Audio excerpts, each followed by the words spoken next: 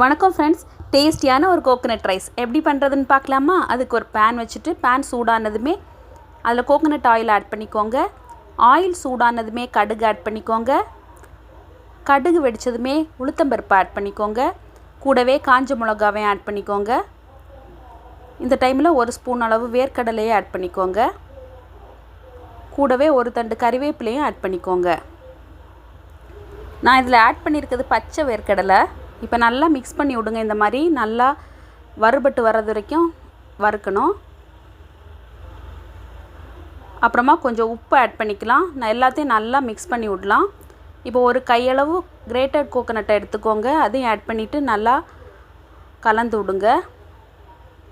லைட்டாக ஒரு golden yellow வர்றது வரைக்கும் வறுக்கணும். இந்த மாதிரி குழம்பு வைக்கிறதுக்கு டைம் இல்லை, 5 மினிட்ஸில் லஞ்ச் வேலையை முடிக்கணும்னு நீங்கள் பிளான் பண்ணும்போது இந்த ரெசிபி ட்ரை பண்ணுங்கள். இந்த அளவு வறுபட்ட உடனே நம்ம வேக வச்சுருக்க ரைஸை இது கூட ஆட் பண்ணிடலாம். நான் இன்றைக்கி குக்கரில் தான் ரைஸ் வேக வச்சு எடுத்திருக்கேன். ஆட் பண்ணிவிட்டு நல்லா மிக்ஸ் பண்ணி விடுங்க. இந்த கோகனட் மிக்சர் அண்ட் ரைஸ் நல்லா மிக்ஸ் ஆகிற வரைக்கும் கலந்துக்கிட்டே இருக்கணும். இப்போ ரெடி ஆகிடுச்சு. தேங்க்ஸ் ஃபார் வாட்சிங்.